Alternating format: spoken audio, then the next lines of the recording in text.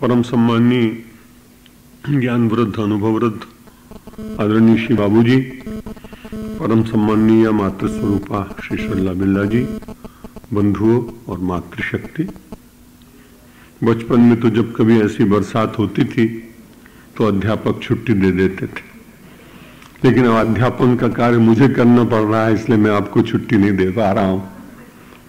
और एक बड़ी अच्छी बात लगी कि वेदांत और बरसात में बरसात विजयी रही और वेदांत पराजित हुआ है, और ऐसा प्राय संसार में होता है। हम सब लोगों को प्रत्येक परिस्थिति में आनंदित रहने का ही संदेश वेदांत विचार से व्यक्ति को प्राप्त होता है।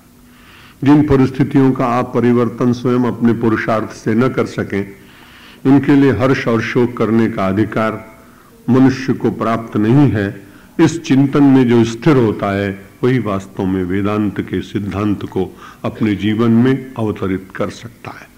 आइए अपने अग्रिम विचार में कुछ क्षण व्यतीत करेंगे। उससे पूर्व भगवान का पवित्र नाम ले लेते हैं। श्री राम जय राम जय जय राम।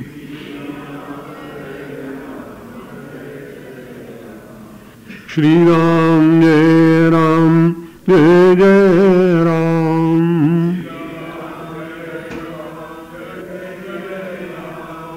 श्री राम जय राम जय जय राम।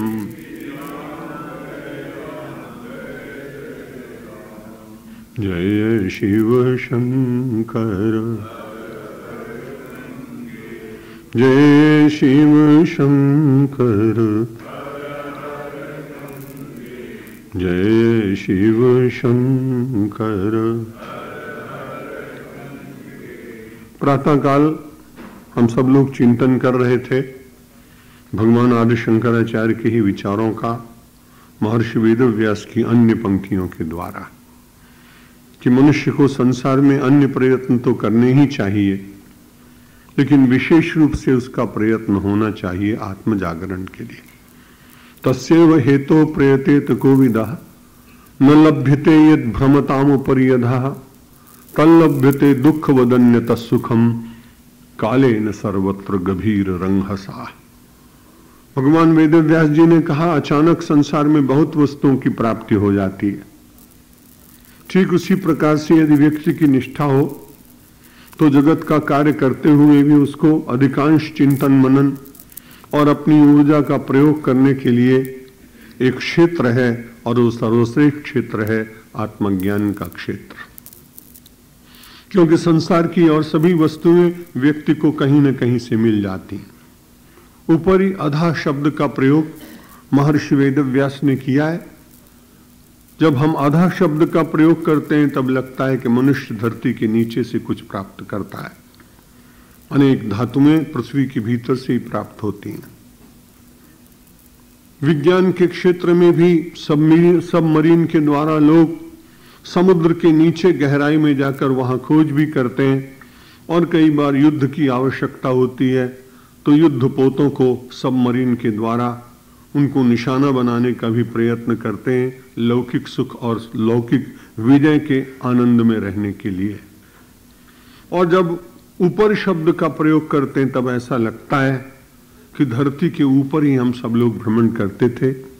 विज्ञान ने नए द्वार खोले और उन द्वारों में खुलते खुलते व्यक्ति चंद्रमा तक पहुंच गया। आप सभी लोग इस बात के संबंध में ज्ञात हैं, और वहां भी जीवन की खोज हो रही है, प्रयत्न हो रहे हैं, नए ग्रह की तलाश हो रही है, मंगल के संबंध में भी सूचनाएं आ रही।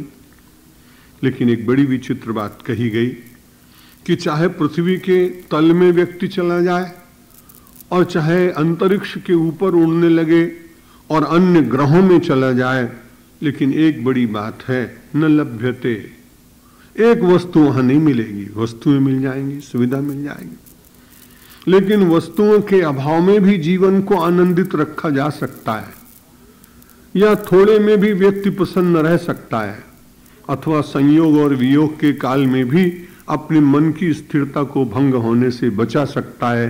तो उसका एकमात्र एक उपाय है, तस्यैव हेतोः प्रयतेत कोविदः। यहां तस्य शब्द का अर्थ यदि आप सगुण साकारवादी हो तो ईश्वर के संबंध में लगता है, और यदि आप वेदांती हैं तो आपके आत्मा के संबंध में लगता है। व्यक्ति को आत्म मंथन करना चाहिए, आत्मशोध करना चाहिए, आत्मचिंतन करना चाहिए, आत्मा में रमण करना चाहिए, आत्मा की पहचान करनी चाहिए। मैं कौन हूं इसका बारंबार विवेचन करते करते वास्तविक तत्व पर पहुंचने की चेष्टा करनी चाहिए।